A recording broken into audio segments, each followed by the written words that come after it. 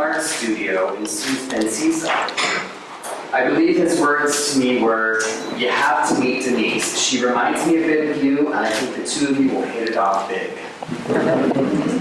Denise won Paul over in no time at all, and soon Paul was making meaningful connections with other members of the vibrant modern arts community through Open Ground Studios. Denise and her husband Gus won both of us over by welcoming us into their home and their lives, helping to provide Paul and me a safe place to land and put down new roots. And Paul was right.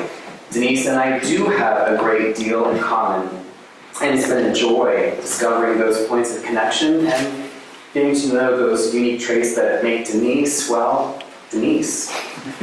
I never imagined that we would one day share another point of connection.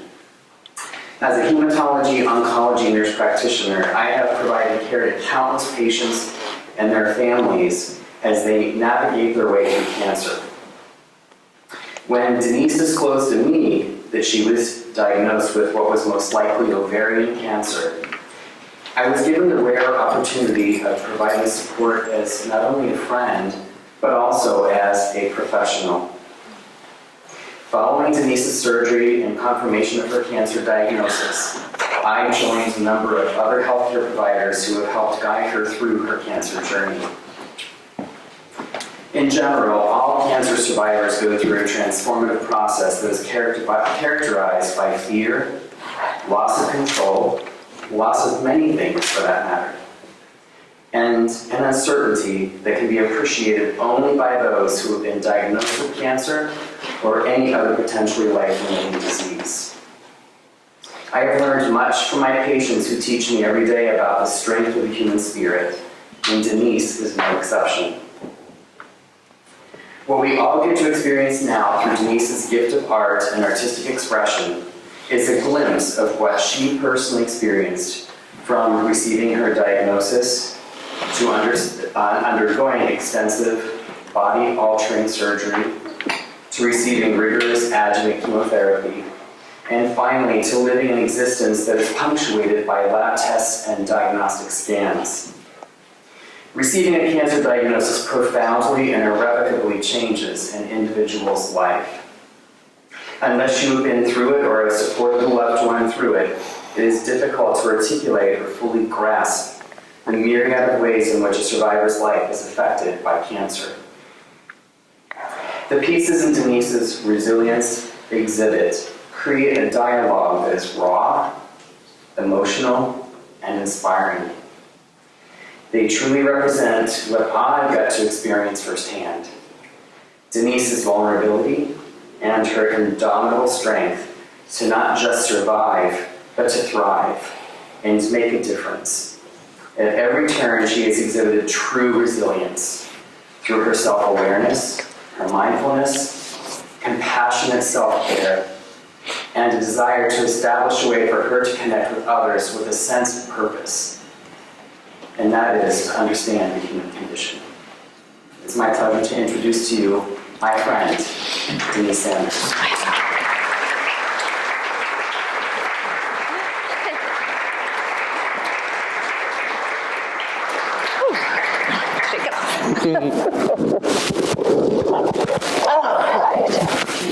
Okay, where's the Kleenex? Where are we starting right with that? I'm good. Wow. Okay, so this is actually a really good way for me to start because for the last 3 weeks I've been trying to plan this talk.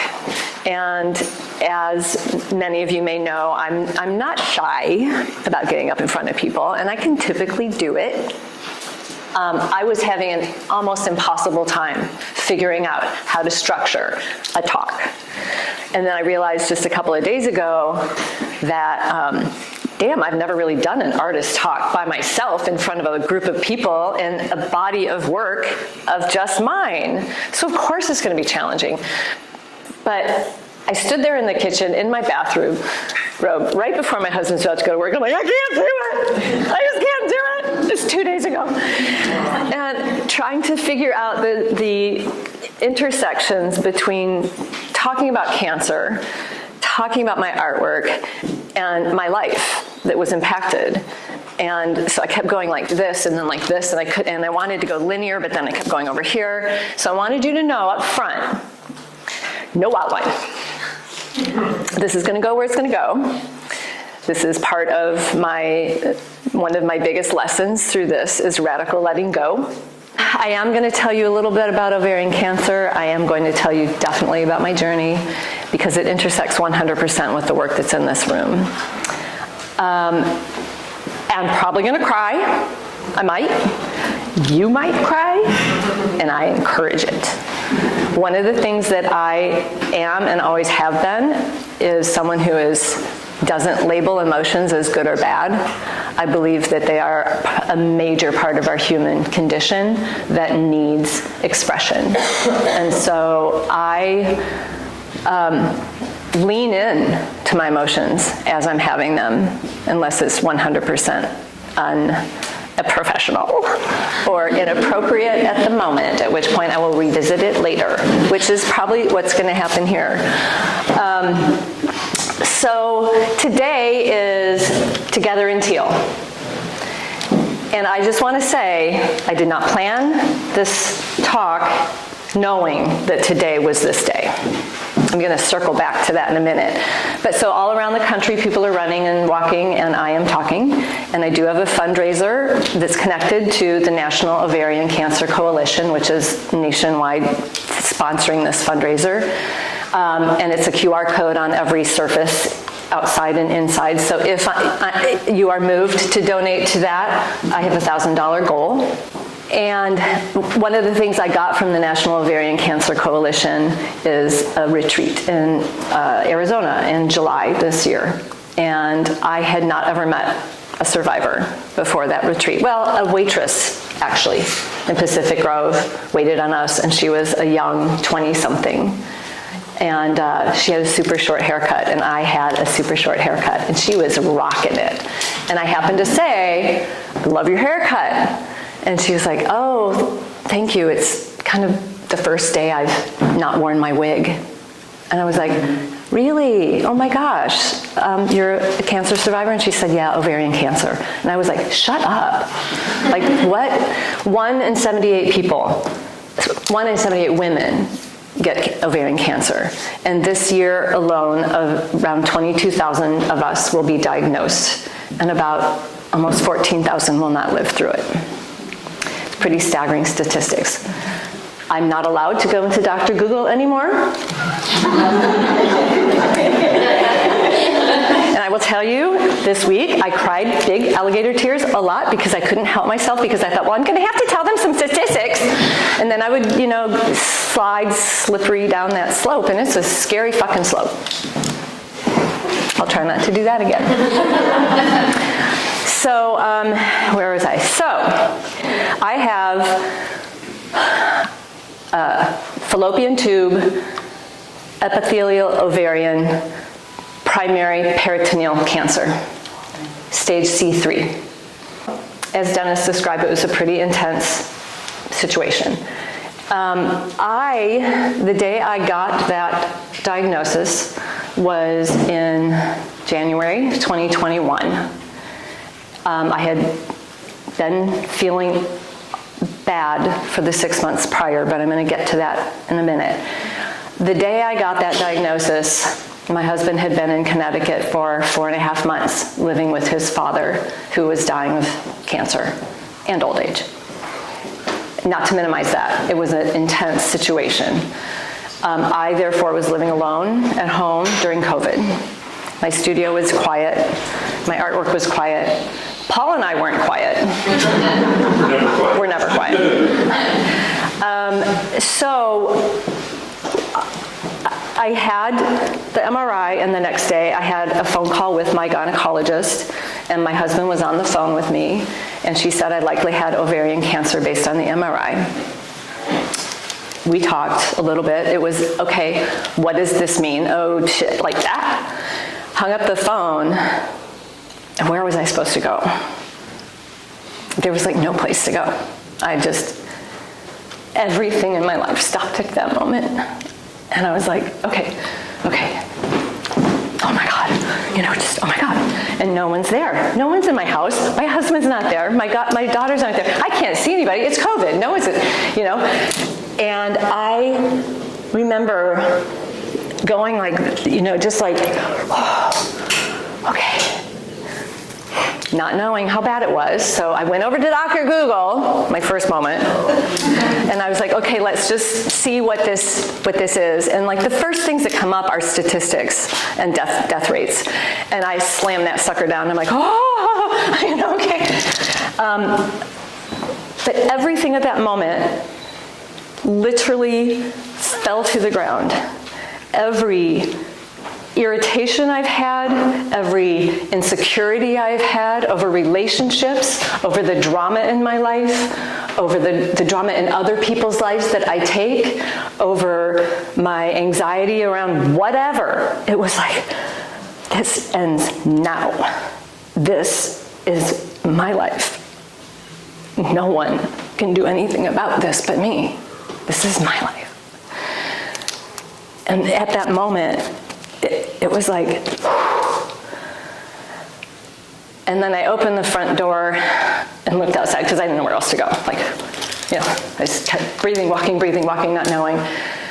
And I looked around and I thought, I have been so lucky my whole life to not have trauma, major trauma, no body trauma, no assaults on my body, no emotional assaults.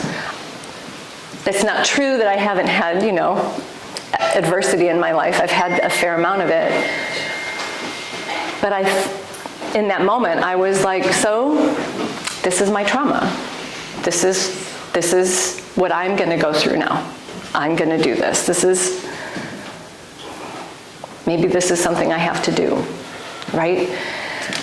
That piece on the wall that's called gravity, for me, captures that moment of letting it go, the gravity of it and the gravity holding me to the ground, and my appreciation of gravity holding me to the ground so I didn't just literally fly up out of my body. And then there's more around that piece as well, because when I painted it this year, it was also involving the energies that are around me, the energies that I believe in, the light that I have within me and the light that shines on me, and knowing that there's this apocalypse happening. That apocalypse was already in progress. It was happening collectively to all of us. It's been happening for, I'm going to say it, 6 years. But it has continued to ramp up, and then the pandemic came, and then there's not a person in this room who hasn't felt loss, and who hasn't felt adversity, and who hasn't felt this sense that our world is actually imploding, and what are we going to do? And so part of that piece is universal to me. It's how are we dealing with this thing? And some people might think this is prayer. For me, it is not. It's more, it was really more about, oh my God. But I find myself doing this a lot because it helps me bring in my beliefs. It helps me bring in my spiritual life, I guess. So that day happened. And I really don't want to go in a linear fashion, but I think it's the best way for me to hold on to what I'm thinking. So between the time I got off that phone and the time my husband packed his bag and got back to California was 2 days. Dennis saved me the day before Gus came home, because he came to my house, he brought food, he talked to me for 3 hours, he made the word chemotherapy, don't get me wrong, I couldn't say those words for about 2 weeks, and I couldn't even wrap my head around that happening. But he brought it home saying, this is gonna be okay. You're gonna be okay. We see this all the time. There was a normalcy, and I will never forget that holding that he had for me. My girls also totally supported me the day they found out, because my husband was otherworldly in his head with his father dying. And I needed him. I needed him 100%, and there was not 100% of him for me. And at one point during our Zoom call, after we told the girls, sorry, I'm throwing you under the bus, honey. There he is. He's looking around and he's like, okay, all right, so, all right, I'll get on the plane tomorrow. And then he was like, I think it'd be best if maybe I just stay for a couple of weeks, like get things settled down here, like figure things out. And I just kind of went, oh my God. And both Emma and Sophia were like, Dad, pack your bags. Dad, this is not happening. They had my back. And the one who could arrive quickly to see me came home that next night and was with me. So, moving forward, from that moment, I have to back up. Katie, where are you? I have to back up. Who I am before this, Dennis described a bunch of that, but I'm going to tell you just a little bit about the names and descriptions that have been there in my life. I've been called D1, Denny Joe, Niecy, stepmom, sister, husband. Not husband, wife. I looked at him, what am I going to do? Artist, printmaker, director, activist, community builder, benevolent, dictator, controlling, dedicated, ambitious, open-hearted. There's some other bad ones. I'm working on it, but I think I'm blocking them out. Oh, type A, always busy. Energizer Bunny, and my mother's favorite Mighty Mouse. Today, I'm a survivor. I'm a badass and a warrior woman. Yes. And today, I'm a painter.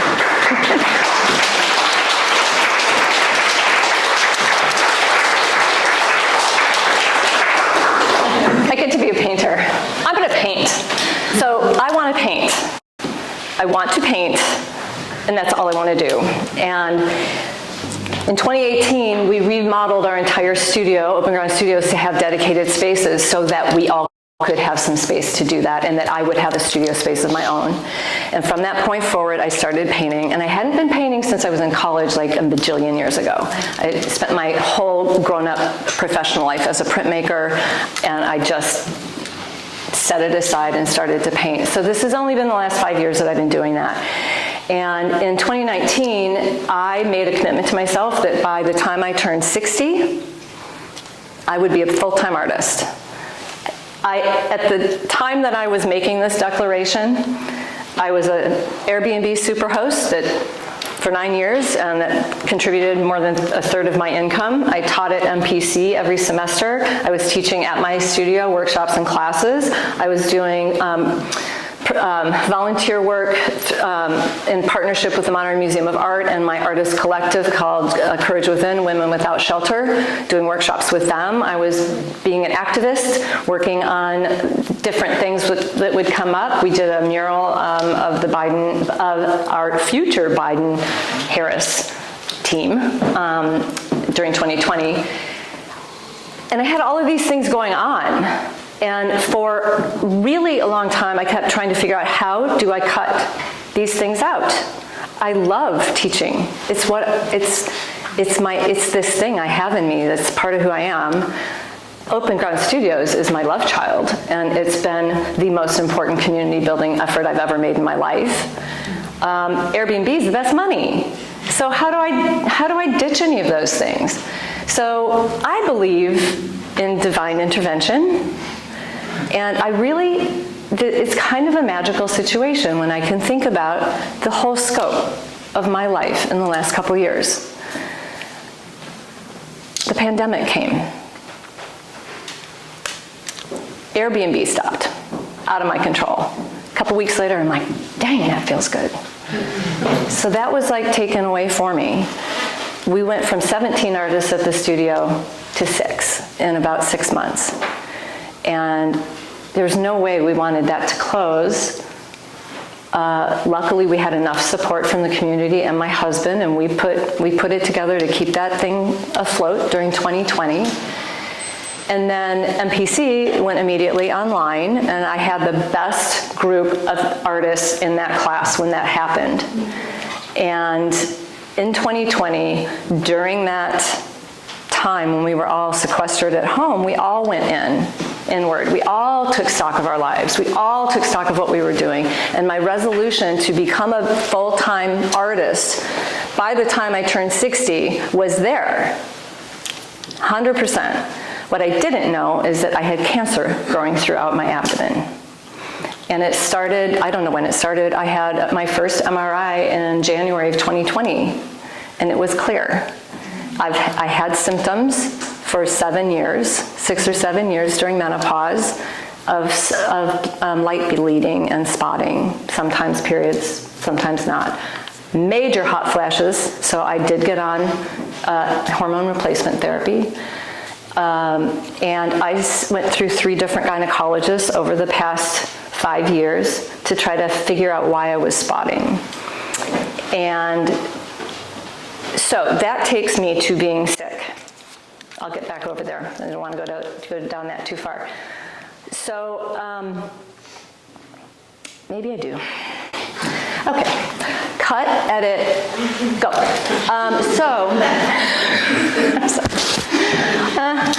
So I went up to Stanford for a new gynecologist, and I laid out everything.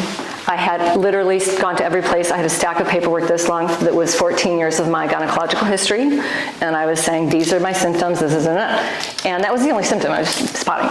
And I had 2 DNC tests, which are painful, the uterine wall, to see if I had like endometriosis or something going on in there. I had one of those 2020 or 2019 somewhere, and then I had ultrasounds done every year for a couple of years, and everything was fine.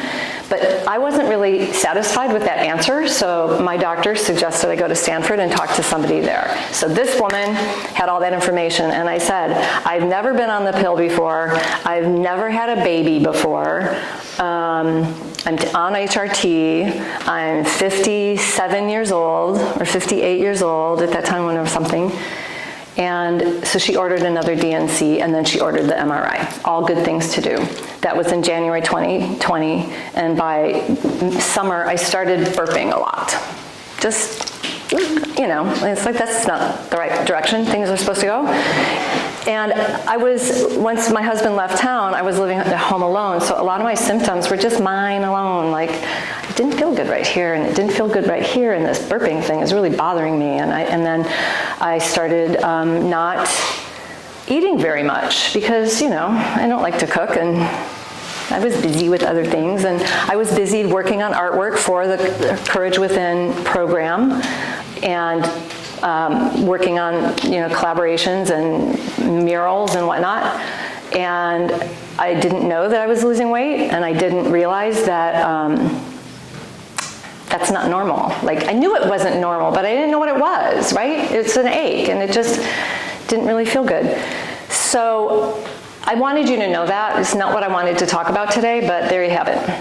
And I want, at this stage, this is my teaching moment, okay? If you are a female and you know females, or you know humans who have been born with reproductive organs that include ovaries and fallopian tubes, tell them to know their body. Get to know it, what its functions are.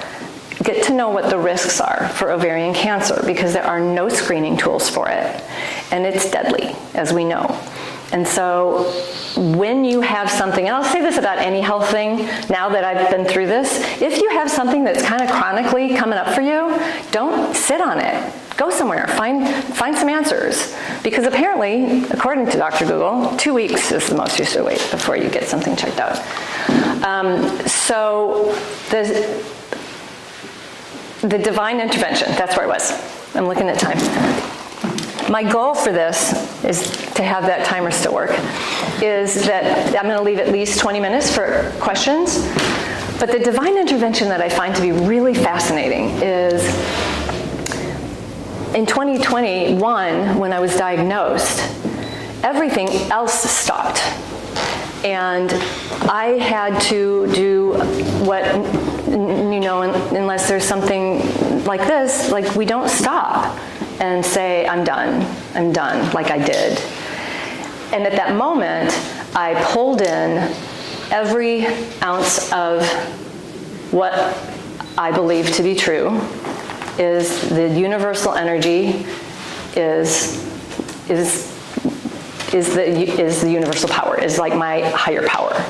I believe everyone carries it, and I believe everyone creates it, and I believe plants create it, and I believe the universe creates it. And so what I went to do is called on all of my people, my people, my family people, my friends from Minnesota people, my artist community here, and it's a pretty big artist community that I've helped develop, gotta say. So when I sent the email to share this is happening with me to 87 people, I was literally flooded with love in a way that is hard to talk about. In fact, when I first sat down with a therapist, after my good 5 months after I stopped treatment, I was telling her, she said, just tell me your story. And I started this, and I sobbed for 20 minutes. I had no recourse. I wasn't sobbing about that or that. It was this incredible net of light. At every intersection of the net was light of people that were saying that they loved me and that I mattered and that they can't believe this is happening and what can I do? And I was like, what? Okay, good, okay, yes. And I asked for it. I said, I'm gonna need some help. And I didn't know what kind of help I would need, but boy, did I get help. And so that piece over there, this altar of gratitude, number one for resilience is gratitude. Remember when I got the diagnosis, the first thing I said was, this is my trauma. I didn't say, why me? Why is this happening? And I didn't get angry. I was like, I'm so grateful that I have never had that. The gratitude that I have for the amazing outpouring held me for not just the first few weeks when I got inundated with flowers. And I'm like, looking like a funeral home, people. Back off a little bit. But I got cards and I got gifts, which was super surprising to me. I had no idea that people did that. I mean, why did they do? I didn't know they did that. And then we opened a caring bridge so that I could share my story as it unfolded and that people could know how the surgery went and all of that. And what happened throughout that process was that I found writing to be really cathartic for me in terms of sharing my story. And it was about holding on to this memory of what happened now? And now what happened? And how do I feel about this now? And I don't know why that mattered so much, but time is different for me now. And I've never been through something like this. I've never been admitted to a hospital before. And I stayed 10 days in a hospital during COVID with my gut glued together and no visitors. Yeah, it was pretty traumatic. But I'm going to keep saying the word divine intervention because it's reminding me where I am, but it's this magical cycle that took place. While I was I had my surgery, and if you haven't seen this piece yet, this describes the depth of my surgery right here. Does anybody need to know what all happened in here? Ask the question later. I called on my people to help me and support me. One of the things that we did before the surgery was my very close, intimate friends and people who understand ritual, including my sister from Connecticut, and I think, were you guys involved in it? And my daughters all kind of just dealt with it without me. You guys plan this, I don't care, we're doing a ritual, and we're doing it on Asilomar Beach where I got married. That's what we did. And so it was a 2-hour ritual where we pulled in the energies from around the world, around the country, to those people I had reached out to and said, you are sending me your energy right now. This is going to be fine.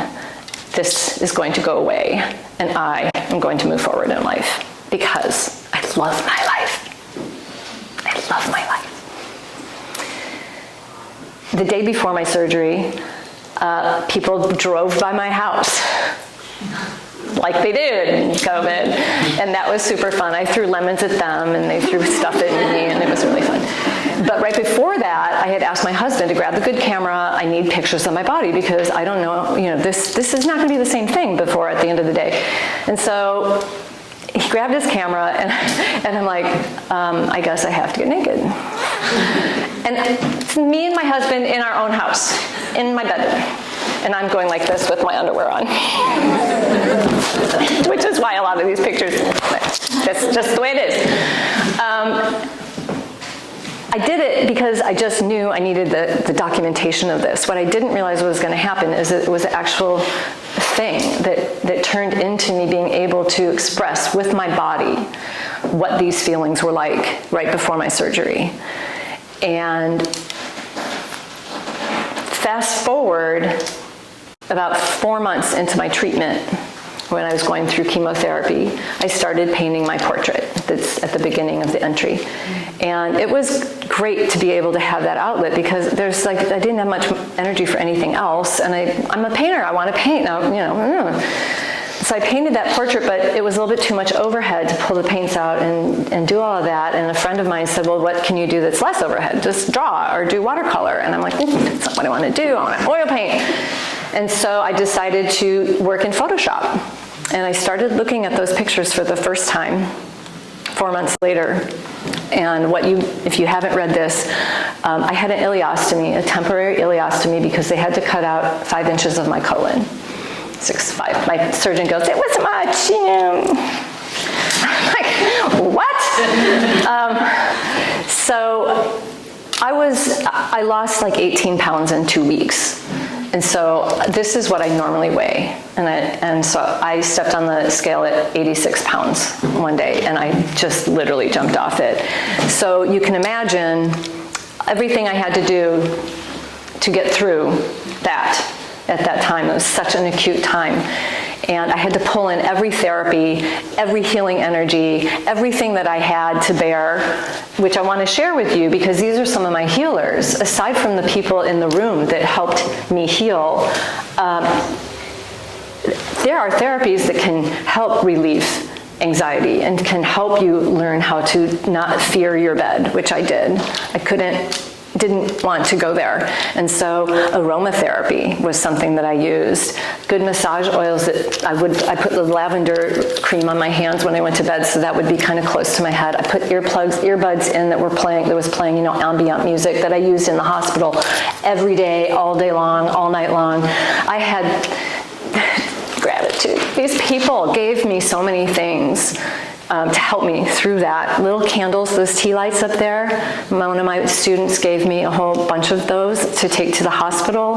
I had all of these tools at my ready, and heating pads to heat my bed, because I was cold all the time. So my sister and I talked about it during my very acute stages, where Gus was still grieving his father and being gone from his sisters, and obviously going through his own process with me.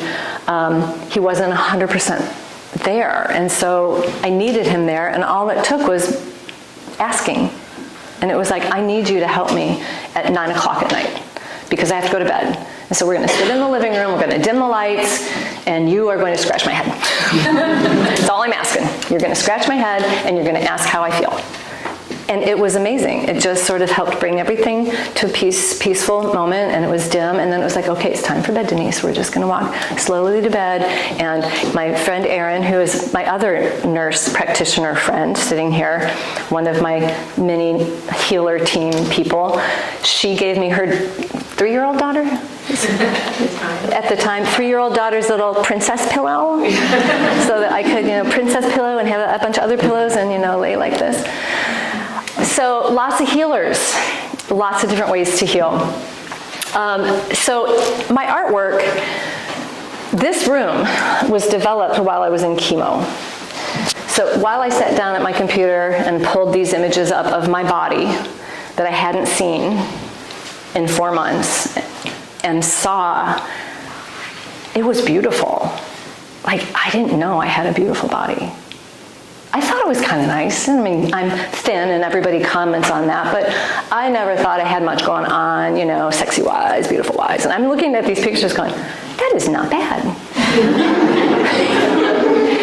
So, lesson, love your body, just fucking love it.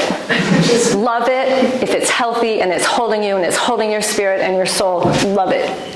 When I had no fat on my body, I couldn't recognize myself, like literally everywhere. Couldn't recognize it.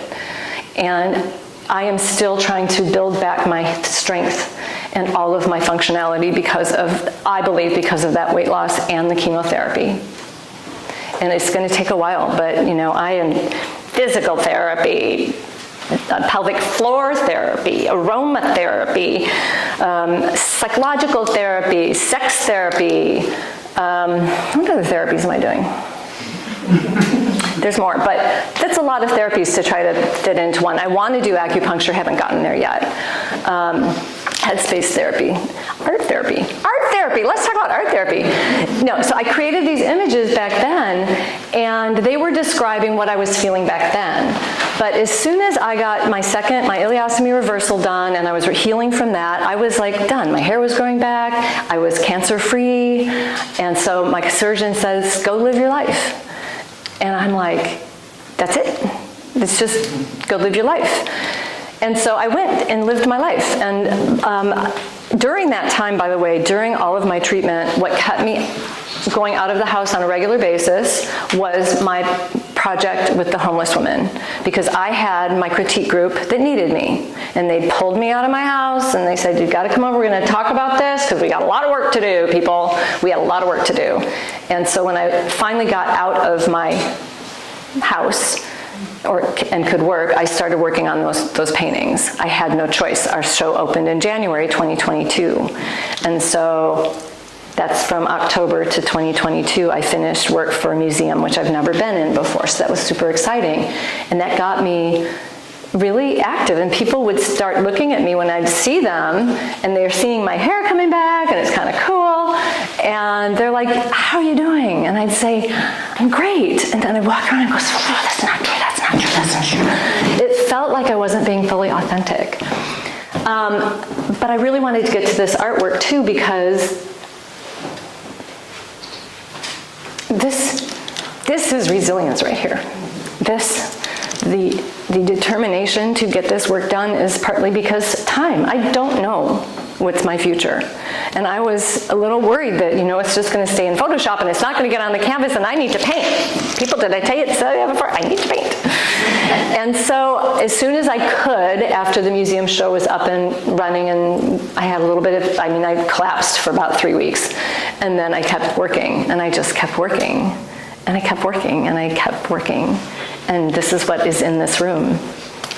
And I know I haven't talked about all the pieces yet. What time is it? This isn't new, this is extra 35 or full 35?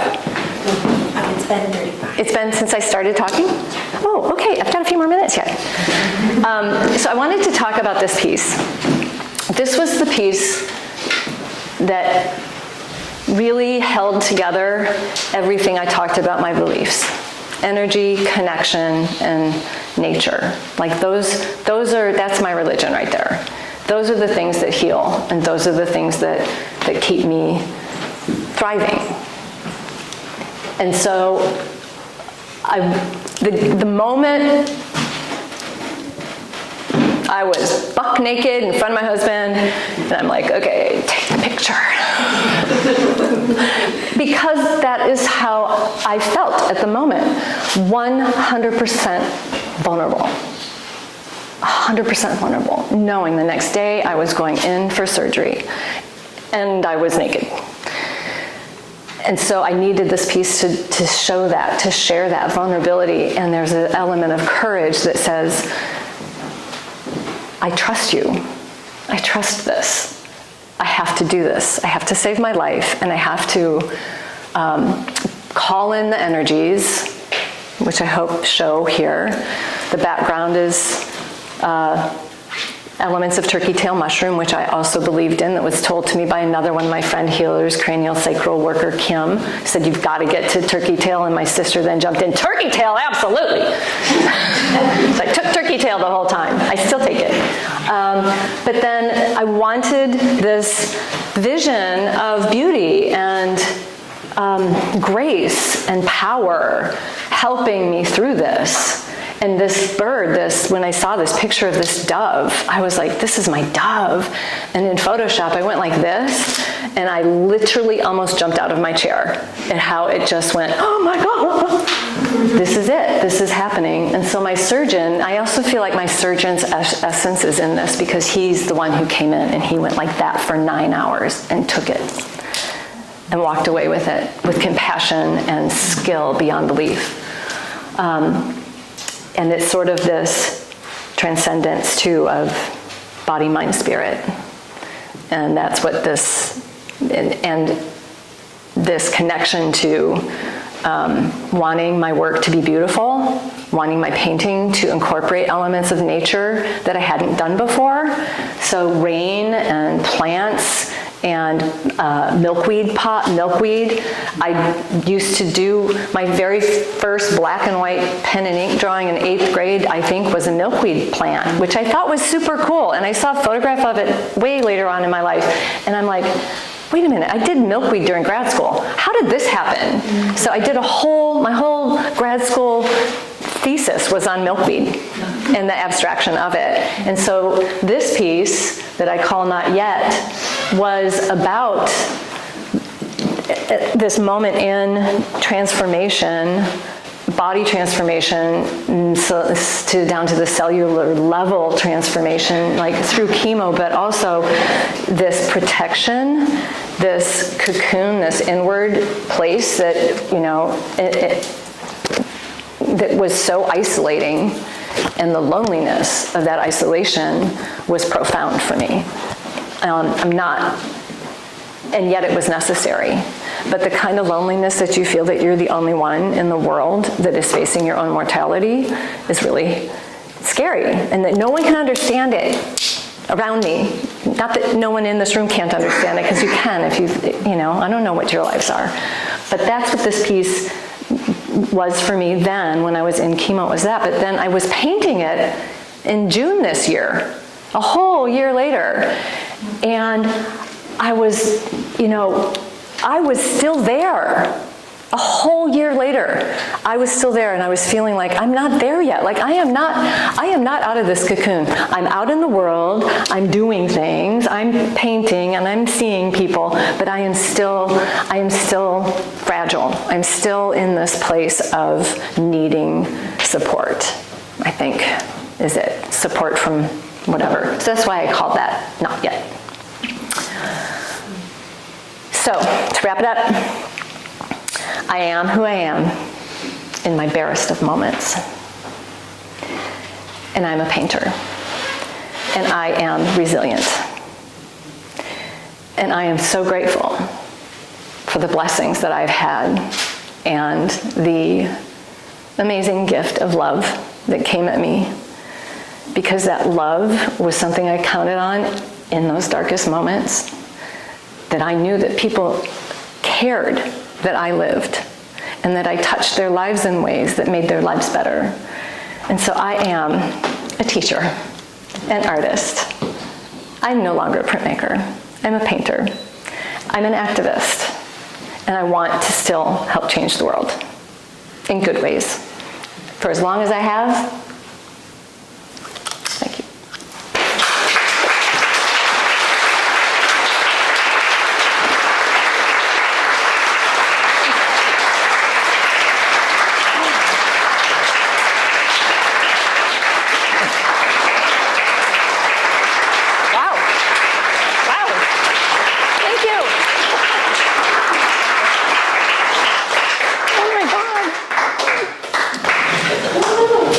So I really do require my students to speak and interact. Does anyone have a question?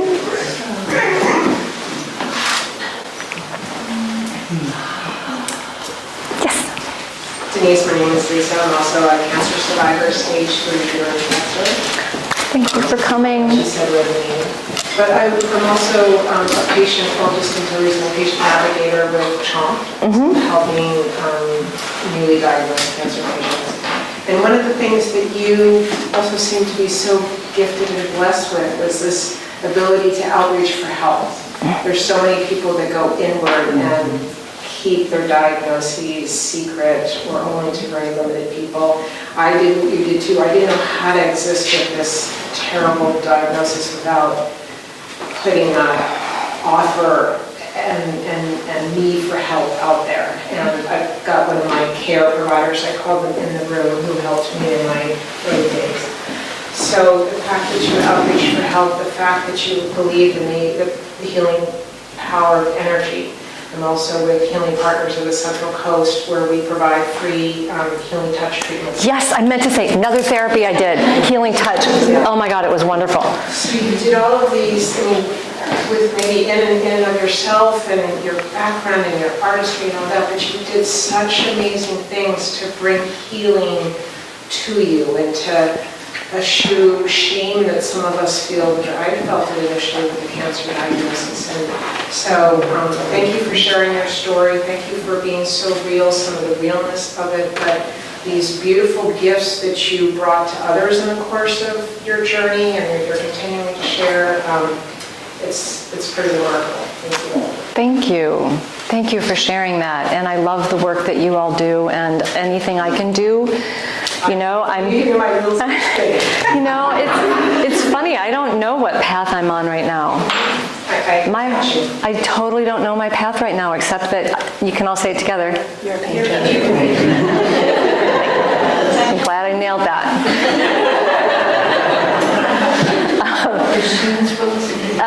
So transparency is a thing that I have always had in my world. I don't know why. I really don't know why. I never thought there was ever such a thing as a dumb question. And so that's how I walked my life as a youth, and then growing up, or growing into adulthood. It's not that I want to just like go, this is who I am. Well, some people might beg to differ, but I have always also, I think, and I don't know if this is relevant to that, but I think it is. I'm not sure, so help me with this. I have, one of the words that people might say is I pry. I pry. Some people say that about me. But that's part of who I am. And part of that, for me, I think is connection is so important to me. And so when I'll just use you as an example. When I meet a new person and we start to talk and I start to feel like there's a little bit of a connection, how am I going to get to know this person if I don't share of myself? How are they going to see me? How am I going to see them? And so I started doing portraits because I believe we all ache to be seen in our most authentic selves. And it's scary. For a lot of people, it's really scary to do that, to open that thing. Scary, why? I don't know. Everyone's individual. Everyone has their own boundaries of privacy, of wanting, like you said, just a small circle of people to know that part of it. But I don't know if people also don't want to show a different, what about just showing other stuff? It may be that you have sections that are private, but you also might have sections that you don't mind sharing. But you maybe aren't outwardly, you don't know how to, because maybe you weren't invited to as a child.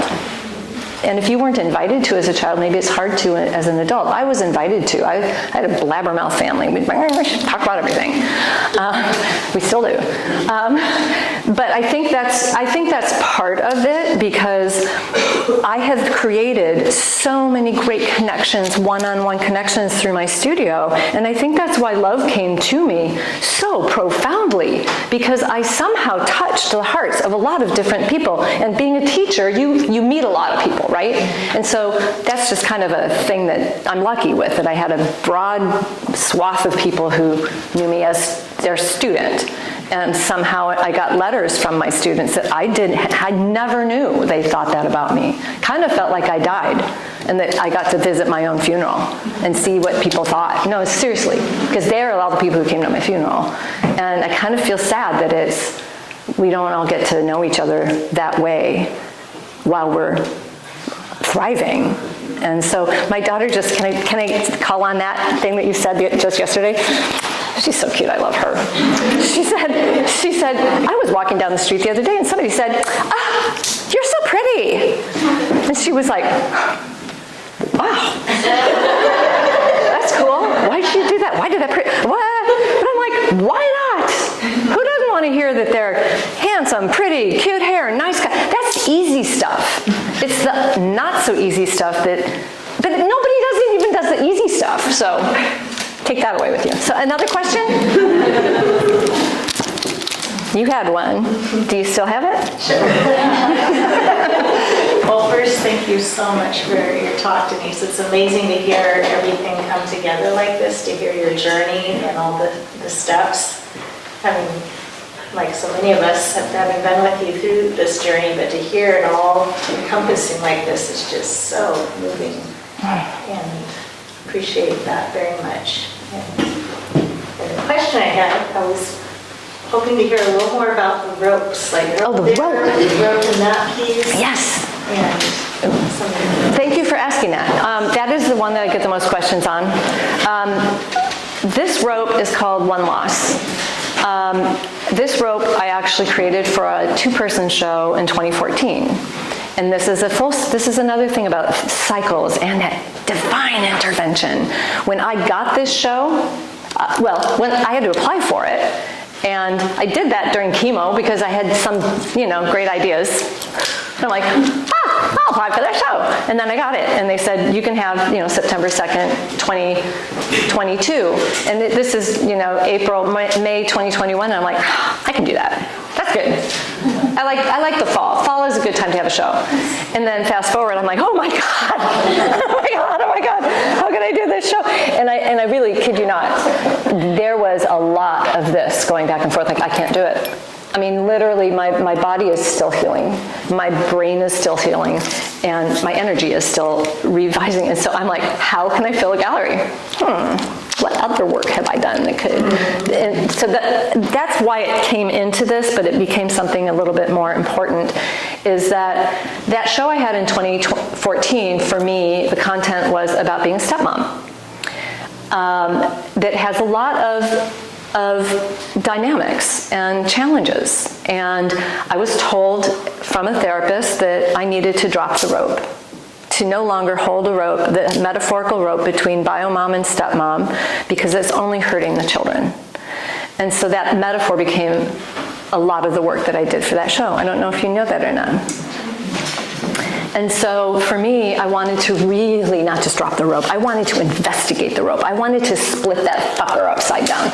So I did it, and it was a totally different installation and with a totally different theme, which was pay it forward, which I actually wanted to say in this talk. Pay it forward it's a movie in this book. I don't know if you've seen it, but when I first heard that when I was somewhere in my 30s or 20s, I was like, that's my gift to the world. I was raised in a loving family. I have not had any abuse. I have not had any trauma. I am on this earth to pay it forward. I want to give joy. I want to give connection. I want to give energy. Whatever I have to give is yours to take. And so pay it forward. This was the rope that had the swing on one end, and then it was unraveled on the other end. This is connected to that time in my life because I never did have a baby. And I just had a radical hysterectomy. And the rope that I made at that time was part of this body of work, and this body that's not seen and that is covered. And because it looks like hair, and it not just looked like hair when I first did it, it looked like my daughter's hair. And it started like my hair. So brown hair moving into blonde hair, and hair loss for women is cancer, for me, was huge. It was terrifying. And my beautiful hairdresser that I had only met a few months earlier, or 6 months earlier, agreed to help me through that process of hair loss. So she came to my house like 5 times and cut it once, cut it twice. Then, are we ready to shave it? I'm not ready. Are you ready now? My other daughter said, well, you're looking pretty, scalp forward.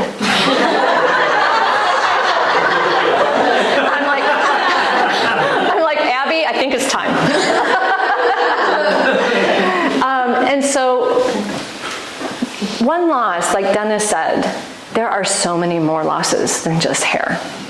And the biggest one for me that is going to probably be with me until years from now is the loss of certainty of my future. That's been picked up and thrown out the window. And so I'm only just now beginning to feel like I can plan things with my husband. I can move forward with the idea that we could do this thing in a year from now. And I talked to a cancer survivor just recently, one of the women that I met, who ran this huge nonprofit called Teal It Up in Arizona, and her name is Jan, and she's feisty like me, spiky little gray hair, and I talked to her wife this week because I was having a really hard time with this talk, and she said Jan felt like a patient for 8 years. She only really started to own the survivorship after 8 years, and she's 14 years a survivor right now. So that's a motivation for me. That's about that piece.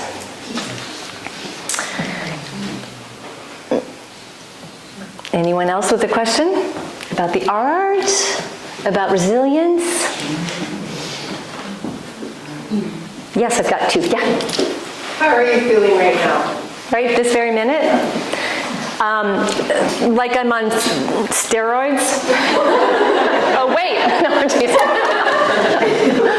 Yeah, this morning, I have to say, I literally still didn't have my script, and Katie is my lovely sister-in-law who came up from LA, and I had like 45 Post-it notes all over the table, and I had a whole notepad of things I've been writing for weeks, and this morning, in my bathrobe, drinking my coffee, I'm like, Katie, I don't know, I gotta go. And she's like, well, why don't you just tell me what you've got so far? And so I started just telling her the sections that I was kind of going for, and it started to happen. Like I could kind of figure it out. And then from that point forward, I was kind of like, all right. And it's 10 o'clock in the morning, and all of a sudden I'm really like, it's 10 o'clock. The Teal It Up Together in Teal Run is happening right now in Arizona right now. It is. And so I'm like, oh my God, I'm about to run. It was kind of interesting. So yeah, I'm on steroids. That's your question. I'm an art student at CSUMB in my graduating year. We both are. Yay! I'm so glad you're here. Thank you. So for our senior projects, one of the things that we're focusing on is vulnerability. Is there anything from one artist to another that you can suggest, or any advice that you can give to tap into that? Brené Brown, number 1. She's my hero. And vulnerability in relationship to art and art making. Okay, yes, I would absolutely love to speak to that. Because as all of you know, and I have heard this over and over again, how vulnerable I have been to do this. And in case you haven't noticed, I'm wearing my warrior woman outfit, merged with my nymph, what did I call it? My forest nymph. I think, I have read a bunch of Brené Brown's books, and the first one I read was Braving, leading, Daring to Lead. Thank you, Daring to Lead. And I was like, this is exactly what I believe. This is everything I believe. And this is back to your question, this not transparency, but this vulnerability to put yourself, to open that heart, to say, this is who I am, like it or lump it. There's a certain amount of, in artwork, when you're making art, when I went to school at the Art Institute in Chicago, I went there to learn more about conceptual art because I didn't really know what I was doing. I was 35 years old and I've been an artist like my whole adult life, and I still felt really lost. And I felt like I wasn't making things that made people feel anything. And I think, as you can tell, right now I feel like this is the first time I've landed in my own artwork. And I'm 60 years old, by the way. And I'm a full-time artist.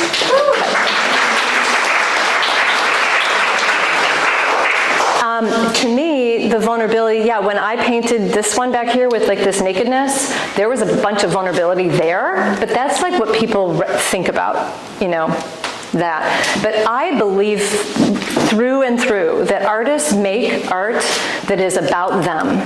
Regardless of what the subject is, it is about them. And if they want it to be really authentic, I feel like if they don't open that vulnerable window to say, I'm not just going to paint the vase of flowers because it's pretty. I'm going to paint the vase of flowers because it means something to me, and I'm going to try to express that through my painting or through my printing or through my sculpture or whatever.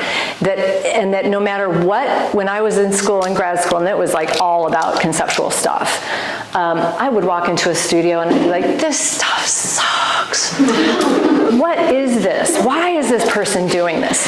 Do you feel me? Yeah. But we were forced to have the whole hour, because it was a critique group, and we just went every week. We had 2 people we were critiquing for 2 hours for the night, and our teacher was there, and we all had to learn how to talk about it.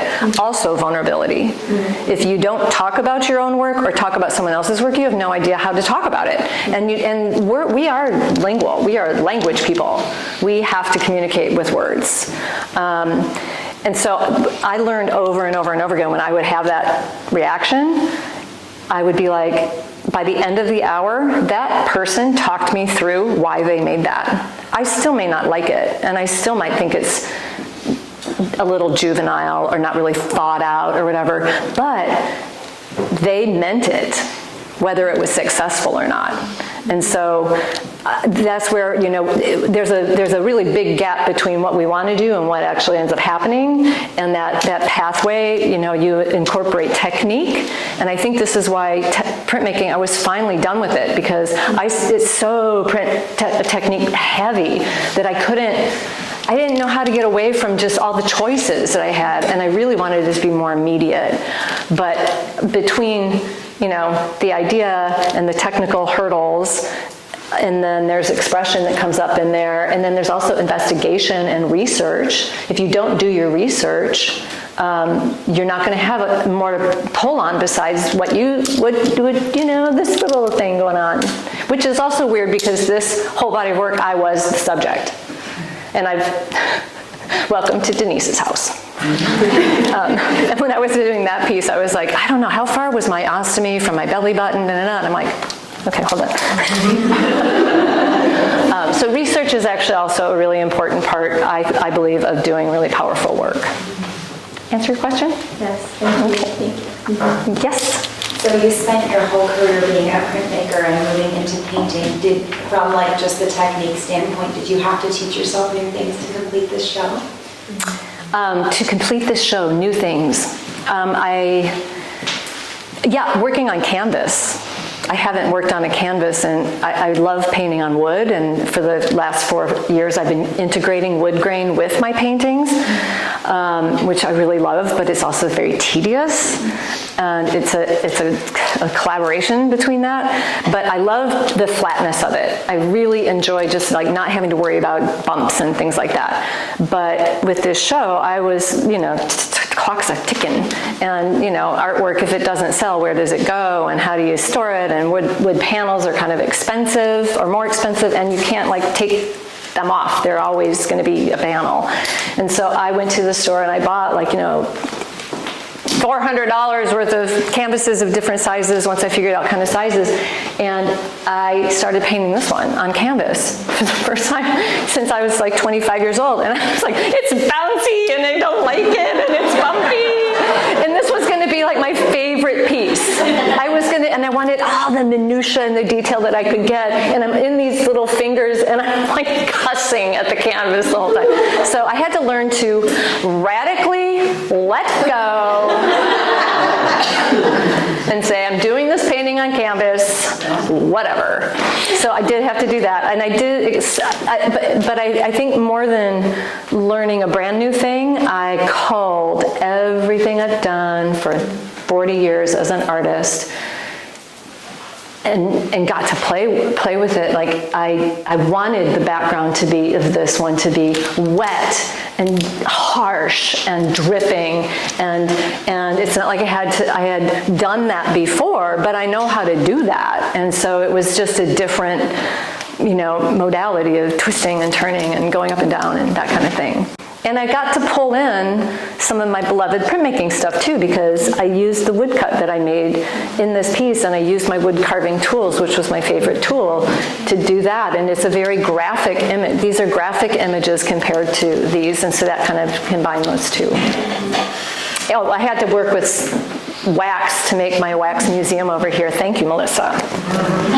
She's like, would not let me. These are from her bees and her beeswax, and she said, it's going to be more lifelike if you do this in beeswax. And it's not like you just have a lump chunk and carve it. It's a whole organic thing, and it sure did look more lifelike. So I thank you for that. Yeah. That painting is so amazing, and I feel like I want to be in here with it and say to people, did you really look at that? That is one of my favorite moments, is when people are like, blah, blah, blah. Oh, what? I've seen people drag people in the door, like, you've got to come see this painting. It is for sale, by the way. And good news about this one, I applied for a show about 3 weeks ago, and this got into an international online exhibition.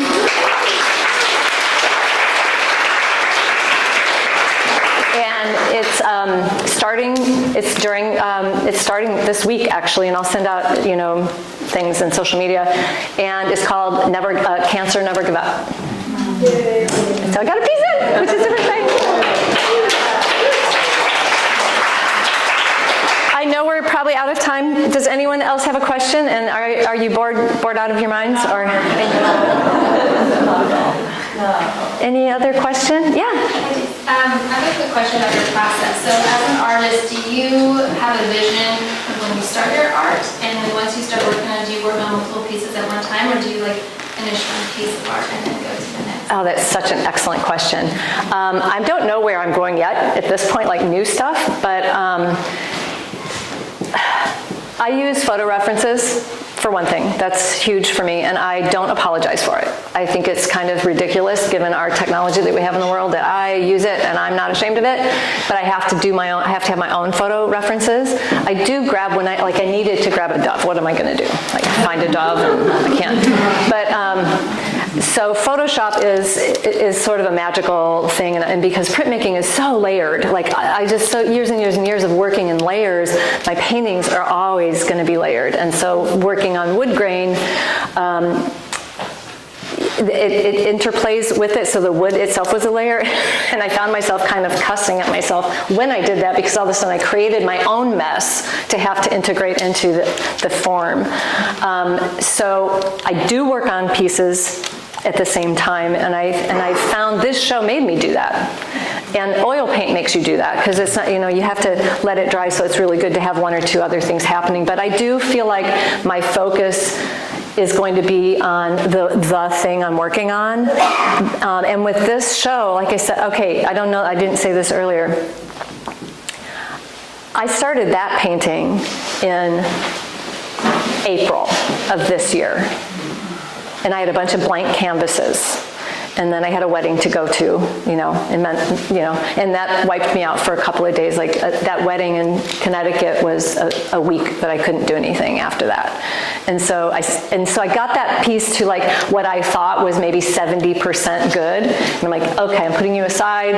I'm going to start another one. And then I would get that piece, that was this next piece, the one that you're standing by. And then once I got that just a little bit started, I really needed to start this one because I knew I was going to be the most detail in this. And I went back to this one over the course of 4 months because I just couldn't get it right, and I knew I had to I had a deadline, man, deadlines, they matter. Productivity, deadlines, totally one big cup of tea. And so I had these deadlines, and so I ended up having all of these things in process at once. This was my last piece, and ironically, my images that I designed, I painted them in the same order, which I did not think was going to happen. But this was going to be my biggest piece. I knew this gallery, I knew this needed to be here, and time was running out, and I was freaking out about it. And so I had a lot of pieces in this, all the paintings were all about 70 or 80% done in July. So not 100% done, 80% done, and I hadn't even started this one yet. And I hadn't done that sculpture yet, and I hadn't done that piece yet. And they were all in my head, and I had sketches, and I had ideas, and I knew all of that stuff was gonna happen. But boy, you have to work, if you've got deadlines, it's better. I mean, I found that I, became a looser painter like I wanted. Divine intervention, it happened, because I didn't have time to be picky Annie about it, and I didn't have the luxury to just really dive into it, but I knew where I needed to get. And what was neat about that piece, the Beyond, is I had it in my studio up for long enough. I got kind of comfortable with looking at it that way, in a certain way. I had worked on it some more, but there were some pieces I was totally going to change, but then as the more I looked at it, I thought, I don't need to change that. And I think that's the beauty of working on multiple things at once, because they're not going to evolve all together all at once. I think that's kind of a false assumption, now that I think about it. And so, there were a lot of pieces that this piece was wet when I brought it in. And it took me about 16 days to do that, because I had no other choice. And I had to really, really call my energies and say, okay, today, in my energy level, by the way, I'm not Mighty Mouse anymore. I'm a little bit, got some broken pieces, but I can't work for 8.5 hours like I used to. And so I would realize by the time I got all of these sort of where they were, I knew how much I could get done in a one sitting period. And so after I worked on the background for like 7 solid days, and it still wasn't, it was like and so then I didn't have time to finish the background. And so I decided to work on one arm. And I was like, I'd sit down and I'd be like, Denese, it's gonna be done when you get off this chair. And this arm was done at one session. I mean, I might have tweaked some things here and there, but that's the only way I could finish this. And even when I brought it in, I still was like, it's not right. There's so many things I wanted to change and finish, and now I'm fine with it. Yeah. How are we doing? Ready for snacks? Thank you. Thank you so much, you all.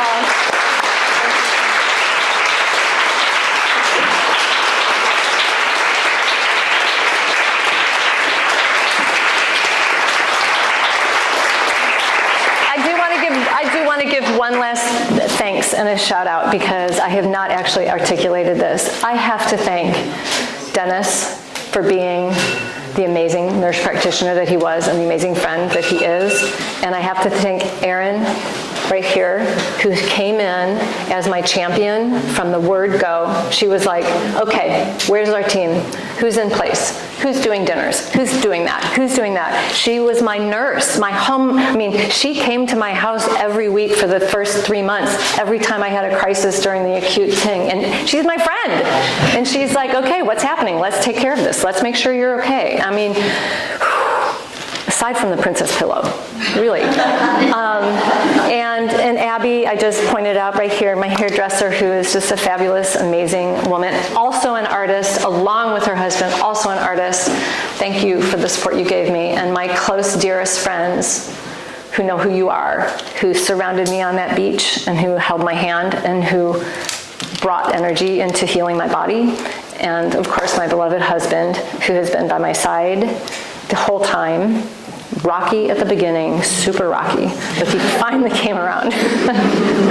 And yeah, my family and my husband and my family, my 2 girls and my husband and my parents and my sisters, all of those people. And I do have to say one last thing. My Stanford team, I love them. They are the most incredible people who have held me through this whole thing and have been what I've heard horror stories about how surgeons come in and say, okay, you've got cancer and this is what it's going to be like. My guy was so kind and so considerate, and I still to this day, I keep finding things that he did and said at the beginning that weren't actually true, but he couldn't tell me that. Because he needed me to be hopeful. He needed me to be resilient. And then later on, he would say, yeah, you're not getting your ileostomy out yet, quite yet. You need to wait a few more months. I'm like, okay. You know, things like that. Yeah, and I know we've already clapped and we're already done, but there is one more thing I have to tell you about ovarian cancer that I did not tell you. Remember I said I had fallopian tube, ovarian? It started in my fallopian tubes. Know this. There is no testing for it, right? But you can be at high risk for ovarian cancer. But if you look up fallopian tube cancer, it's 1% of all cancers and nobody ever researches it, so there's nothing to say about it. But recent research has shown that 80% of ovarian cancers start in the fallopian tube. The number one thing that I have found in Dr. Google, in all the different places that I can find it, is that fallopian tube cancer is spotting and bleeding during menopause. And the highest risk women are between age 55 and 65, who have never had babies and who have never been on the pill.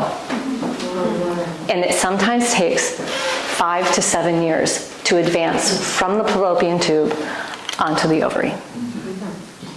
Why didn't a single gynecologist put me in that high-risk category? Not one. I had 3. And no one ever even mentioned the word ovarian cancer. And none of us want a doctor to mention a cancer, maybe that you might have. But I would tell you, you don't want that. Every other symptom that you're going to find that on the pamphlets and brochures that are in the hallway about ovarian cancer, of all of the different symptoms you've got, can be cured. Ovarian cancer can't. And so doctors are going to send you to a GI person and to a UTI person and a this person and a that person. But if you tell them, what about ovarian cancer? Am I at risk for that? They're probably going to say, oh, only 1 in 78 women get it. I'm just saying. I won't keep that in the video because I don't want anybody mad at me, but I'm telling you that that's a thing. Like, we've got these organs, and it happens to young people too. And it comes in all different ways and different shapes, and some don't ever have symptoms. And so I just think that you needed to know that little piece, that I didn't get angry about any of this until I saw that. And so that if I have my champion anywhere, it's going to be like, know that. Okay, I'm not going to make you clap again, so I'm going to walk out over there.